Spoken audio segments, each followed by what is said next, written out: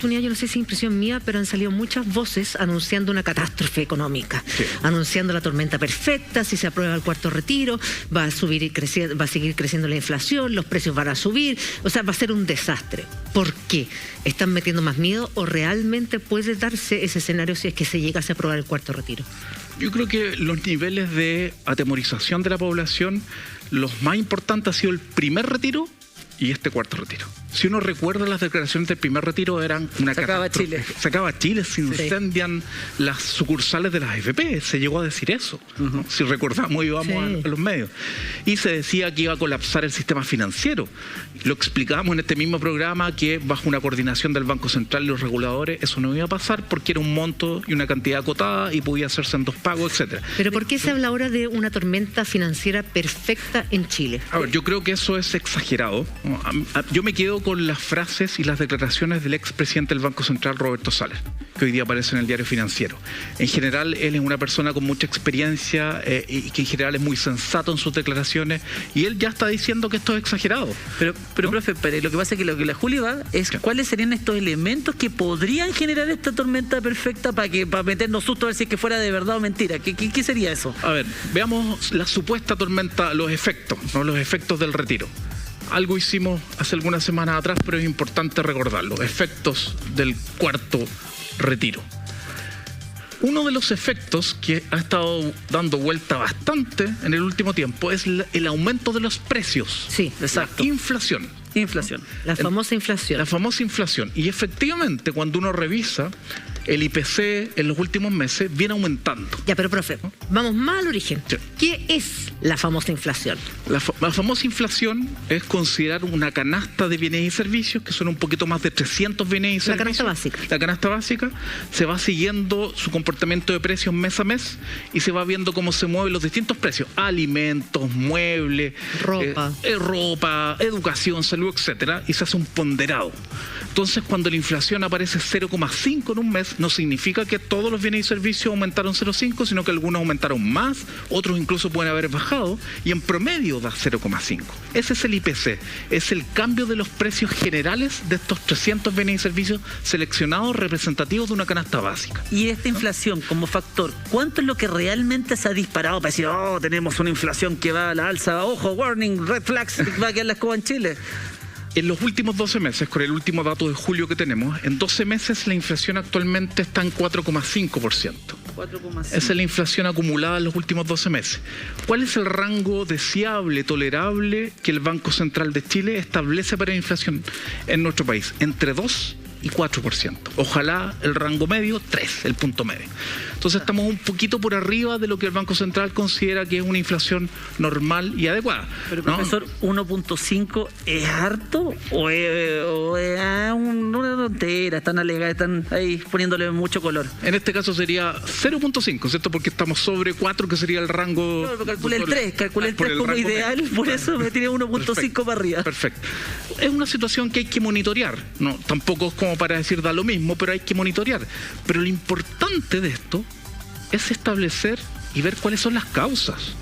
Porque si uno llega a decir que las causas son los retiros, las causas ha sido el IFE y un exceso de transferencias a los hogares, que prácticamente están nadando en dinero actualmente, cosa que no tiene nada que ver con la realidad, eso no es correcto. Y ahí está el punto del expresidente del Banco Central, Roberto Saller, que él muy bien menciona que un componente importante de este aumento en los precios tiene que ver con razones internacionales, porque en Estados Unidos está pasando lo mismo, todo más caro. Y la inflación acumulada en Estados Unidos es 5,4 actualmente, en los últimos 12 meses. Es mayor que Chile, ¿no? Más preocupante es lo que está pasando en Chile.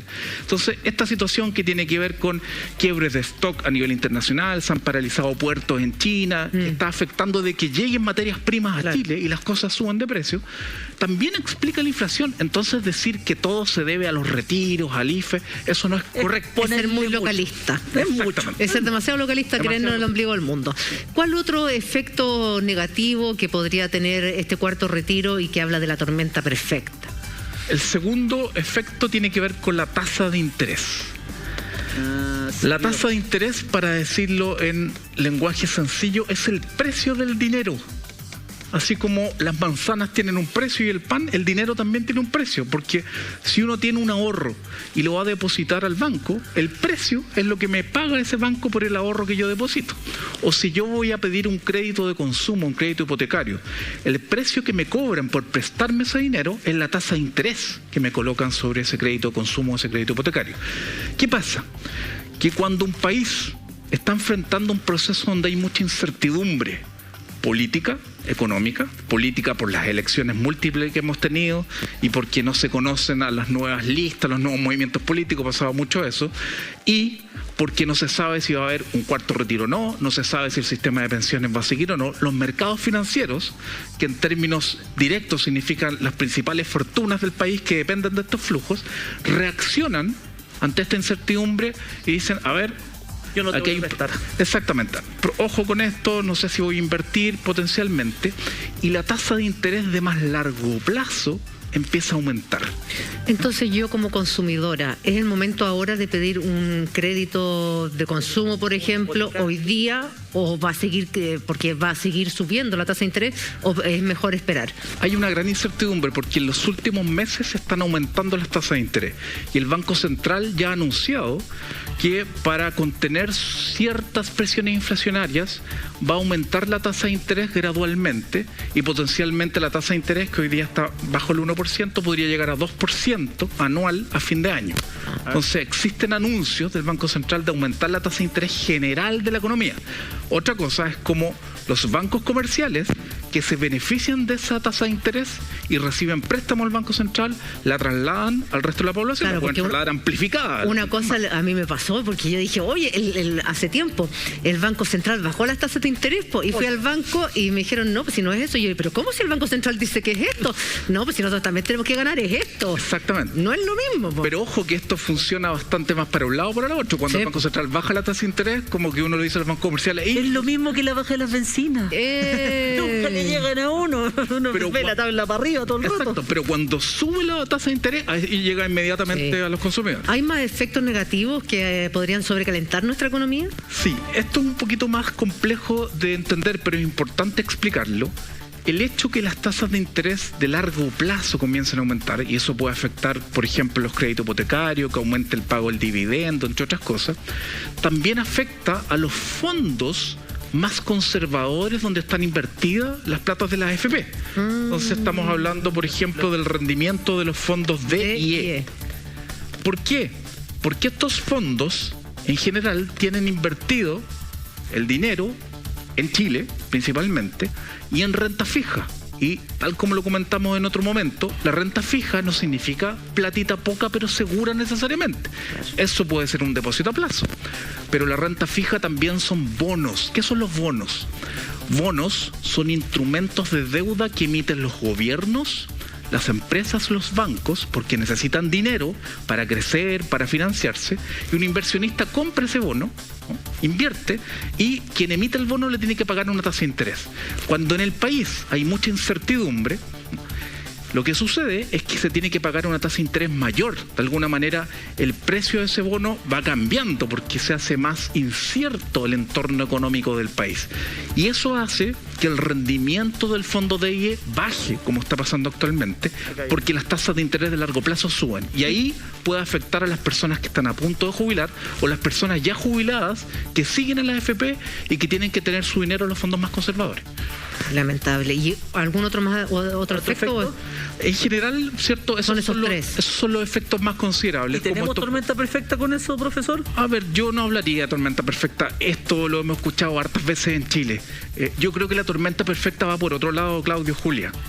Con los datos salariales que vimos ayer. Esa es la tormenta perfecta.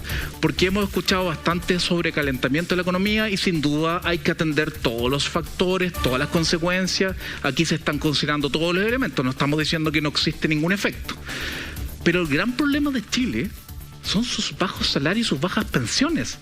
Si Chile no se hace cargo de aquello, tenemos una tormenta perfecta a nivel político. Y eso es lo que no va a permitir que la economía despegue. Porque hoy día tenemos un veranito de San Juan, entre comillas, porque la economía cayó tanto el año pasado que está, por la base de comparación, está subiendo mucho en los últimos meses, 18% llegamos a ver del IMASEC, el índice mensual de actividad económica. Pero ¿qué sucede si es que la pandemia comienza a cesar, ojalá, y se retoman las actividades? Tenemos una crisis política enorme en Chile, ¿no? O sea, no nos podemos olvidar de la revuelta social. Y eso se debe no a un gusto de las personas, sino que muchas personas se movilizaron porque no querían seguir viviendo la vida que no les permitía ni siquiera compartir con sus hijos, con su hija, etcétera. Ese es el Chile de la tormenta perfecta. Y eso va a provocar un enfriamiento de la economía. Entonces también quienes nos dicen y nos meten susto a cada rato con algún grado de justificación y otros con no, desde mi punto de vista sin grado de justificación, ¿por qué no nos alertan de los bajos salarios en Chile? ¿Por qué no nos dicen que eso hace inviable que la economía crezca en los próximos años? Es imposible que siga creciendo a pura deuda la economía chilena. Ese es un tema tremendamente interesante que nos encantaría abordar contigo la próxima semana, querido Marcos. Como siempre, una clase magistral. Vamos a estar muy atentos a lo que pase la primera semana de septiembre en el Congreso cuando se empiece a discutir esto del cuarto retiro. Gracias, Marcos, que tengas una excelente semana.